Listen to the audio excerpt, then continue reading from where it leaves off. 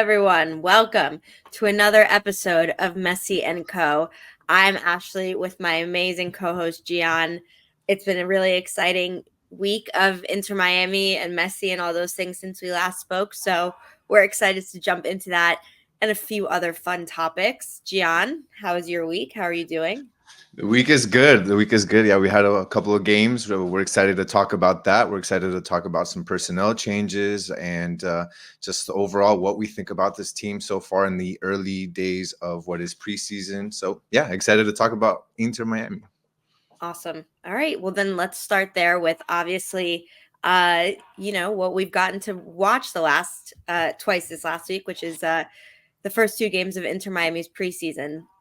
First in El Salvador and then in Dallas. And we had our first incorrect of many predictions this year, which was that Messi wasn't going to play that much. And then, as it turns out, I forgot that he hates not playing and he hates not starting. And so he did that both. And, 45 minutes first game, 60 minutes to second game. Initial thoughts is we do have to remember this really is preseason. Like this is their, it's only been a couple weeks back. And so there's definitely a lot of changes happening, and that's something to be aware of. I think that, the performance between the first and second game was huge. Like, even though we couldn't find the back of the net really against Dallas, just the fact that everything was starting to click a lot more, and it just those final touches weren't there, and the finishing, the last decisions, but the movement, the ball movement that was happening between, especially like the second and third, like from midfield to forwards, it was so great. And it was so great for the fact that it was only their second time ever doing it. If two of those 10 or 15 or whatever chances that they had, or even if one of them had gone in the back of the net, we would have been like, oh my God, this team is unstoppable. And so it was closer than I think we realized. But obviously a lot of rust. Luis Suarez made his debut. We're going to talk about that shortly. Some positives, some negatives. Obviously, it's a really huge shame about Facundo Farias. He was going to be so impactful this season. We wish him well, and we're going to see now how maybe some roster changes that were happening maybe aren't going to anymore. Maybe you're going to see more, different changes in personnel than we thought. But yeah, so it was the experience. Happy Inter Miami was playing again. Happy to see more ball movement. In terms of the actual performance, maybe a little less enjoyable. Yeah, no, 100%. It's good to see the boys back on the pitch, and that's something that we missed, obviously, over the time off period. But I mean, yeah, it's two games in. I think that you kind of have to take everything you see with a grain of salt, just knowing that the team is starting to get to know each other again. Know that they didn't have a full season together last season, so it's almost like this is the first actual preseason where they're going to get to gel. And everything was just so fast paced and hectic Yeah, last there were so season. many games. There was Yeah, 2 or 3 games a week every week. There was there no time wasn't to, yeah. yeah, there wasn't time to gel. So this is really the first, again, preseason where they're actually going to get to know each other, understand each other better, get a full, I guess, a full set of practices and strategies and all of that sort of thing. So again, I wouldn't be too overly concerned. I think also Tata is starting to tinker a bit, trying to see what type of schemes he wants to play, what type of strategies he wants to instill, getting to know his personnel more. And then obviously there's been some departures that we'll talk about moving forward in some of the next segments about personnel wise. But yeah, it's just more of a tinkering part. Again, although it's with a grain of salt, I will say, to me, seeing them not be able to score is a little worrisome, but I'm not going to go full 911, emergency until I start to see the actual, season start. But, you've got forwards up there that, are like, we'll talk about Suarez a little more, but it's relatively new, starting to get to know how to play with Messi again after not playing with him for such a long time. But also, we've seen some of these players not really playing some of the positions we saw them playing and some of the roles they were playing early on or last season. They're starting to try different things. And you also have to realize that with everything going on in the transfer market and with players not knowing, if they're going to be here or not be here. I think that's trying to like maneuver that as well, and that's why he's playing with certain players that maybe we're not going to see them in those same roles as we Yeah. go into the season. So it's just a lot of interesting stuff, and we'll kind of get to know more as more of this preseason moves forward. Agreed. Yeah. I mean, there's no reason to panic when it was, the first two preseason games, especially when with the first one, you had almost, two completely different squads playing, so it was, yeah, I agree with you. What do you think about the formation? I was actually going to ask you that. Yeah. So As far as like the five in the back, yeah, I've said I'm not a fan of that, but I think that more so why we've seen that in the preseason is because there, especially with Kamal Miller leaving, I think that, and the defense was a bit shaky already with Kamal last season. I think that hasn't had the confidence to start with two center backs and just a line of four. We'll see how he feels now with some new players. But what do you feel about that line of five? well, I remember I was the one who said on this show that you're going to see Noah Allen playing center back, Yeah, and yeah. I didn't know how quickly that was going to happen, but it happened. Um, I think that because the plan is what didn't happen last year was that there was a lot of imbalance, especially when it was counterattacks and between Jordi Alba and DeAndre Yedlin, knowing who should push, who should be back, etc. And so I think that the goal for this is that like Jordi Alba is going to be the one really attacking. And I think it's going to be the focal point to have most things happen on the left and have Messi drift in the center. Like that's what is probably the game plan. And so I think they're just trying to solidify the fact that like Jordi Alba is meant to have a more offensive role, in my opinion. That's what I'm seeing so far. I think there was a lot of balance. So there's more balance than, you can maybe hope or expect with a back five, and it was a good attacking balance. I thought the transitions from like within the midfield on both sides were good, and we're already starting to be a lot smoother and better. And so if we'll have to see. We'll have to see because it's I think, and it's gonna be, we're gonna talk about the new center back who joined, if more are gonna join, what the plan is for that. So, if he feels more confident in having a back four, he will. But I think Tomas Aviles is not unfortunately, but he's young, and I don't think that Tata thinks he's going to be able to like know from even a discipline standpoint or his tackles or this, that, and the other. Like, is he going to be able to be that starting center back in a back four every single week in and week out? And I think those kind of things is why he's favoring a back five. I actually think he's been really good. I think, Tomas Aviles? I think he's our best defender. No, for sure. But he gets yellow cards. I mean, and so he sometimes like he can be a little rash. Like he's young. Yeah, 100%. And that has to do with age for sure. I agree with you. But I think he's our best center back right now. The way that he's able to like waits for the perfect and granted, yeah, he'll get some yellow cards, but he is so good at timing his tackle. Like he'll wait. Yeah. He'll wait. He won't close in on the defender, right? And he waits for the moment that defender pushes the ball to make space and get on the run. And he times it so perfectly. And he goes in with a strong tackle and he gets the ball away. And to me, that's kind of been what I've seen these first two games. And I think that they brought him in last season expecting him to be the starter alongside. And he very much, a lot of the times he was. McVay kind of, Christoph, sorry. Christoph lost his actual starting role to Toto, and Toto was starting with Kamal. So, yeah, it's early to tell, but I think personally that it's going to be him and Freire starting at center back, and I'm just fingers crossed that we don't have that starting line of five, just because I like to see that extra position that we're taking away from the midfield. I don't like that. I want there to be that extra midfielder that's going to help in the attack, especially now that we're going to be missing Farias. Yeah. I think that you've got Busquets, you've got Gregory, you've got Gressel, but you don't really have that guy that is that offensive kind of like that offensive midfielder. I mean, we've seen that Gomez, especially now with that U23 squad in Paraguay, he scored 3 goals in those last 2 games with them. Yeah, So that's a potential there.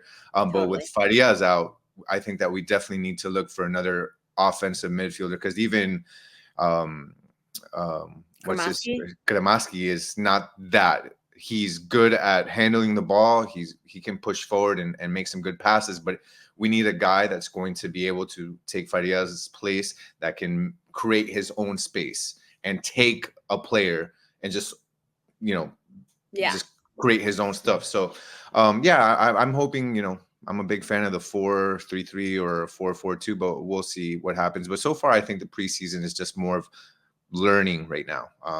We'll Hmm. we'll see what comes up within these next few games as they continue to head overseas. And I think, what were we saying? They're heading over to Saudi Saudi Arabia. Arabia, I think like right now they're heading there. Yeah. Yeah, they're heading there, so those should be some interesting games over there. I know that there were some players that didn't travel. I think we're still waiting for John Mota. I think he's still having his issues over in Brazil right now to get his visa, so I don't think that he traveled. I know Kremaski had a groin injury, so he didn't travel as well. So fingers crossed that that's not something too serious for him. But then John Mota is your offensive midfielder. yeah, he can be. I mean, I don't have 100% confidence, but he's definitely one that can. I mean, he's not replacing Farias, that's for sure. We No, need no, him. no. I would No, want it'll be Robert Taylor. It'll be Robert Taylor, I'm pretty sure. But 100%.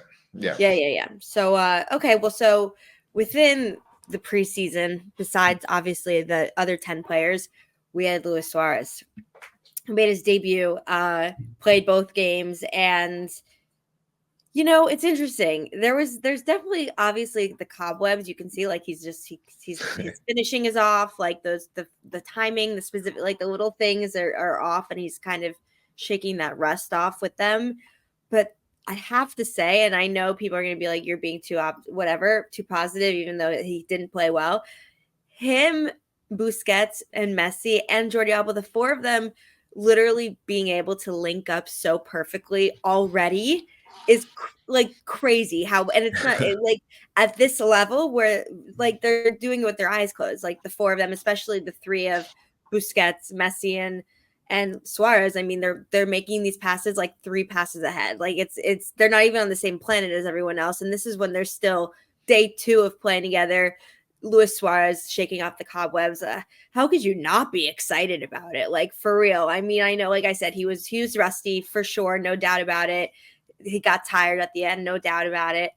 But oh my god, like it's they don't even try and they're doing it. It's like crazy. Yeah, no, 100%. I think that, to your point, he's a little rusty, but just being able to see that he's such a 9, like a killer, that Oh my he god, it's tries to killer. score. He tries to score like everything.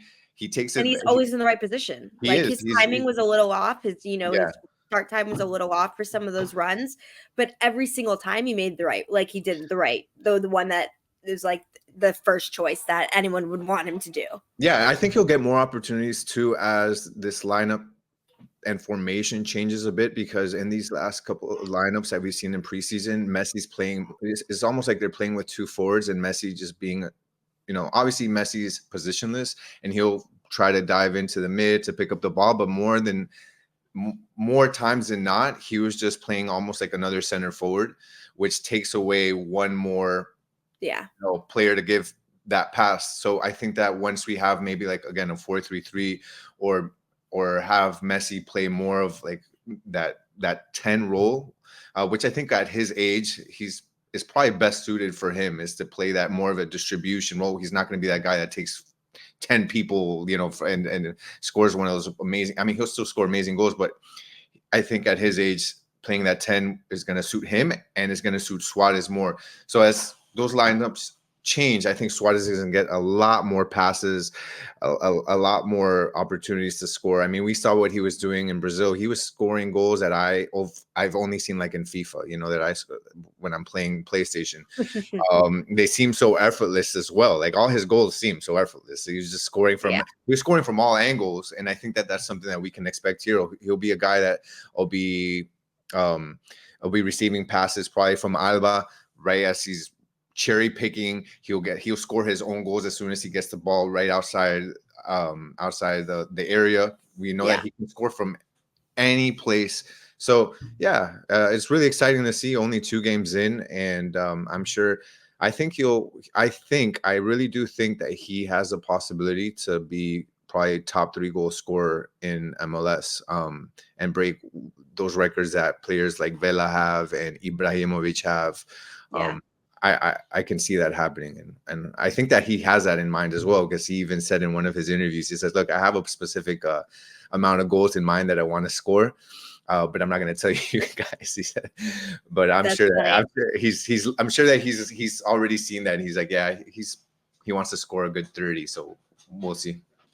Yeah, I mean, you could even see it like he's coming to play. Like, even though obviously, like I said, the rust and the couple of missed shots and stuff, he was still every single time going for the killer play, like the killer shot, the killer goal, the killer, like every single play.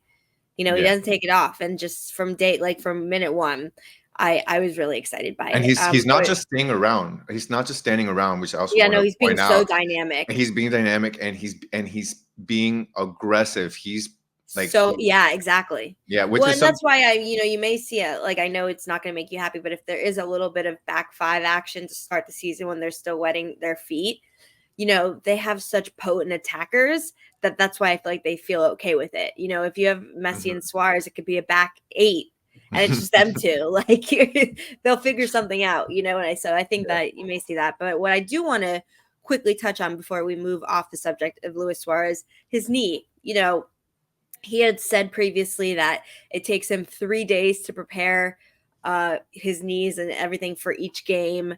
He does the painkillers, he has a whole thing. And so, he had to play 2 games in 3 days just now. And so I think that especially by the second half of game 2, you could see he was so aggressive and powerful and moving. And then you can see immediately that it has to slow down. And so just want to make, I hope they're being cognizant of it, that he wants to run and play and do all these things and show immediately, but you got to think about the long game with him. There's so many games this season. Yeah, I think as the preseason goes on as well, just because of the amount of games that are in this preseason, I can see him starting to play less time Yeah. as it goes on, because it's just wouldn't be prudent to have him playing this many minutes, especially ahead of a very packed season. But I also think he knows his body well, and I think they'll probably take the same approach that they take with Messi, where you know it's going to depend on how he feels, Yeah. and he'll Right. be the one to kind of dictate how much he plays, how much he doesn't play. And I'm sure that the communication is going to be there between training staff and him to say, hey, Hmm. I felt this tweak. If he feels a tweak, if he feels something off, he might not play at all. If he's feeling good, he might say, hey, I'll play the first half, but second half, take me out. Or even Right. this might even be something that is also something that is as of the moment. So even at halftime, he might communicate with them and say, Right. hey, yeah, I'm good for another 10 minutes, or you know what, I'm done for it. So that's why I feel confident about him and his health. He knows his body well, and the communication is there, and they'll take, again, the same approach that they took with Messi. He Yeah. ultimately is going to dictate how much he's going to play. Agreed. All right, good. So yeah, that was a start, and that was the players that we have known and we have seen. But now we have new players that are either have signed or are potentially signing for Inter Miami. And so the first one who has signed for Inter Miami, Argentine defender and previously a part of Pumas, Nicolas Freire. Yep, Nicolas Freire. So he played, I think, like 109 games for Puma. Then he was, I think, loaned out to, maybe was it Greece, somewhere in Greece or something. But he didn't play many games overseas. Actually, I think he only played like 4 or 5 games. I was trying to look at some of the film on him to see what type of defender he is. So Mm-hmm. I mean, from what I saw, again, it's not that I don't follow too much Mexican soccer Pumas, so I don't have too much film or experience with that. But from what I saw, he seems like he's a solid center back. He seems like he's good as far as the long balls are concerned, and getting players up front, connecting the defense to the offense. So that's something that's important, especially with Kamal Miller leaving. Kamal Miller actually Was a good passer, yeah. was actually one of the top center back passers in all of MLS. Yeah, I believe that. So I think that not only was the defense something that the team was kind of nervous and losing with Kamal, but also again his passing ability. So I'm hoping, I don't know if it'll be at the same level as Kamal again because he was excellent at it, but he's definitely got that potential. That's something that I'm going to look forward to as well with Freire on there. He's still young enough, so that's good as well. We're not getting somebody that's maybe, especially because our average age on the team is already fairly up there.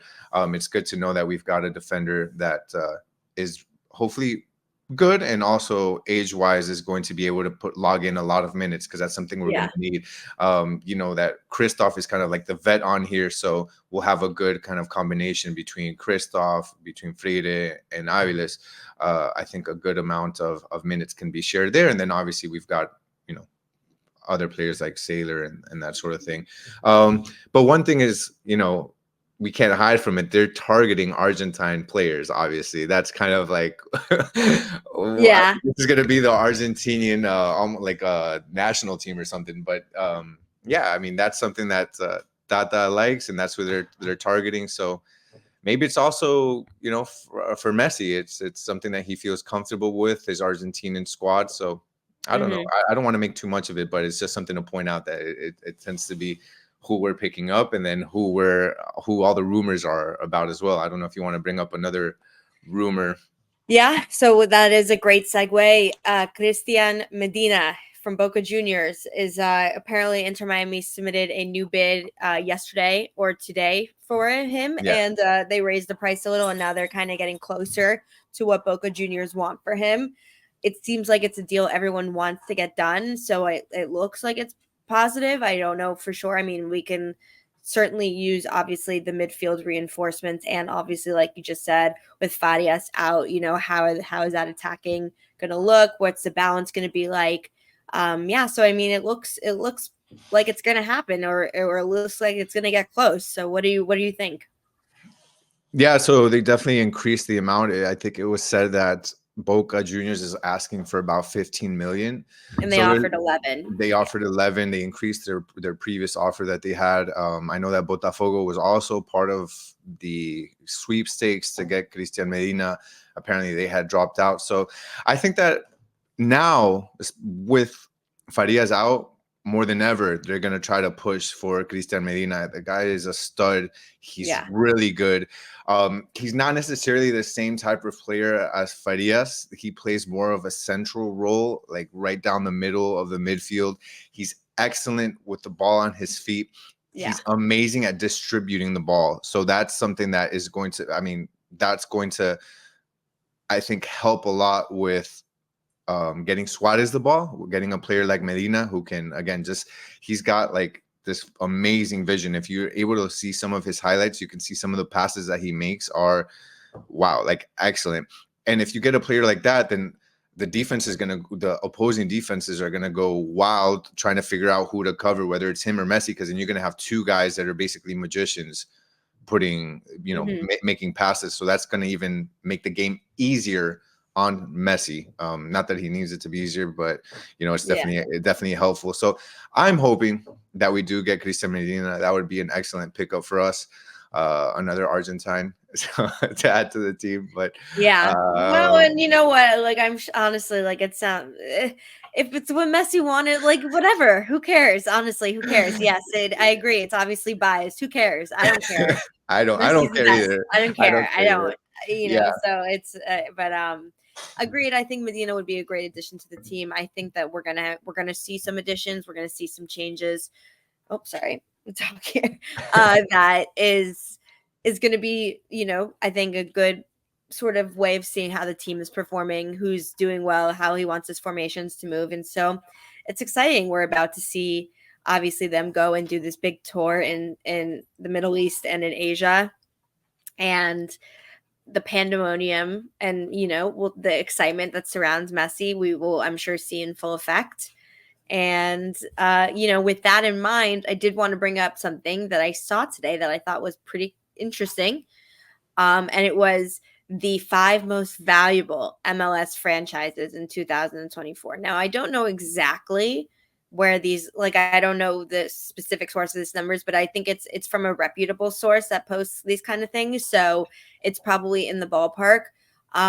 Number 5, New York City FC, which kind of surprised me a little, but because it's linked to Manchester City and they're like part of the same group and they just won. Like I guess it does kind of make sense. And it's New York. It's obviously the biggest city in the country.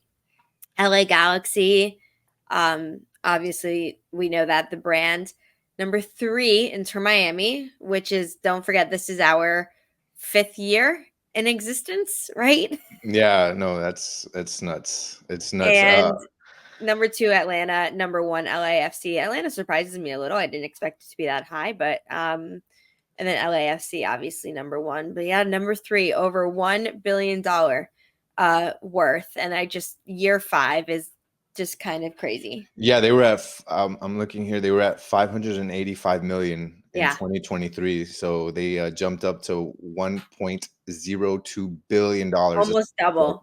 Yeah, Almost 74%. 200% increase. Yeah, that is pretty insane. And obviously that's tied to Messi.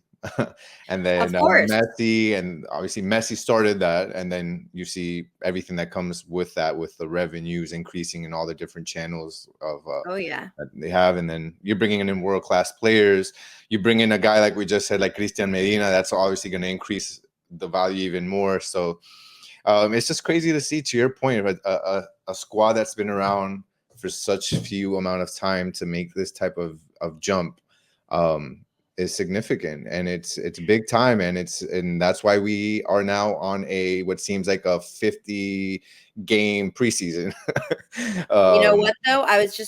We talked about this watching the Beckham documentary, and you see when they went and did the tour for Real Madrid, when they went to yeah, Asia for Beckham's first season there, and they were all like, yeah, it was because we're Real Madrid and we get paid a lot of money to do these things because everyone around the world knows who Real Madrid is. And so, like, if Real Madrid does it, then we can't be, then little old Miami, like, we should, if we're being asked to do it, then we should be doing it too. Like, it's working. Doubling your valuation in 1 year, 500 million more in 1 year is insane. And the fact that the partnerships, the sponsorships, the logos, the events, the preseason, the tour, all of it, it doesn't it that's what you do to build. And so that's why they have Messi here for these 3 years, or who knows how long, but like, let's just say 3 years, is because it's not just on the field, it's off the field. The way they're trying to build this club to be for the next 50, 100, who knows how many years, right? Like, this is going to be the cornerstone of all that's like built for these clubs. These are how these big clubs start. yeah, You and I have to think start somewhere. fans are probably wondering, like, how does this, like, okay, it's not like this money comes to me, or what does this mean to me? But That's if how you you get the players. that's what I'm getting to. This is how you get the players. You build these teams that are worth so much, and these are the teams that eventually get you these players that lead you to championships, these players that lead you to greatness and that you enjoy watching, and players that you only dreamt of being able to travel across the sea, and be able to watch in a Premier League game or a Champions League game that you maybe didn't get to see. Those are players that eventually you're going to be able to see in your hometown again, because teams like Inter Miami are able to build their worth and build their stature, I think, in the world of football, that players like this are not only do they want to come play, but you can actually afford them. So that's how that kind of translates to us as fans. Yeah, you want your team to be big like this. You want your team to be worth something, and you want them to build something that is big and sustainable. And I think that the way that Inter Miami is doing it is a sustainable model. And I think that this is something that they're building for the future. It's not just something like, oh, Messi leaves and then we're done. I think this is kind of like Messi is the ramp to what Yeah. hopefully we'll be seeing for years and years to come once he departs. 100%. And just get, the academy, the homegrown players, the star power, all of those things like make a huge difference. And they're building off it. We're gonna have this brand new stadium.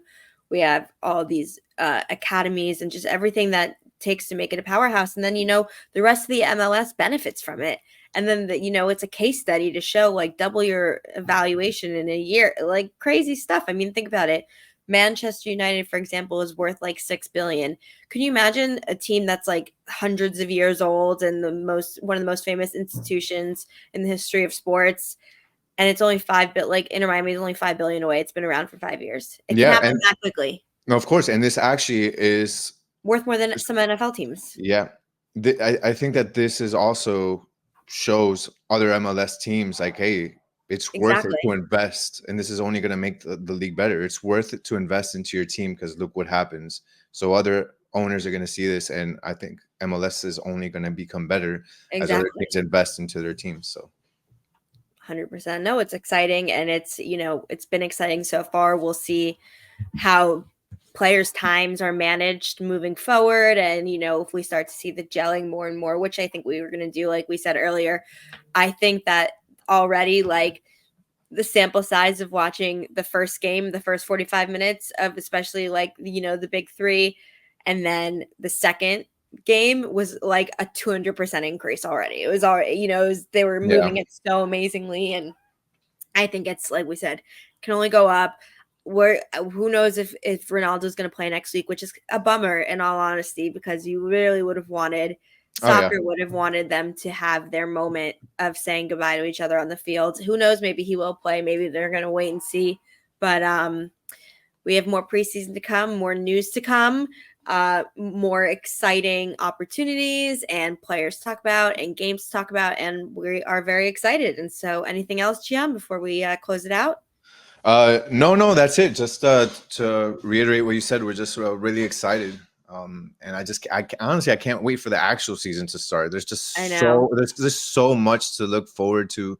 There's so many. I mean, and I can't wait for us to talk about on a couple. I'm not sure we'll figure it out on what episode to talk about, but really kind of like what we think about as far as this. And this will be fun because kind of where we order everything coming up as far as what we want to win, what's most important with because we have Well, so we much know to do. we So had this last year. We had this discussion. yeah. We've got an MLS Cup, a CONCACAF Champions, a Leagues Cup, an Open Cup that I don't know if we'll even I'll play in. tell you Like, the answer already, and it's the Champions League, because then you get to play in the Club World Cup, and yeah. that's how you get international.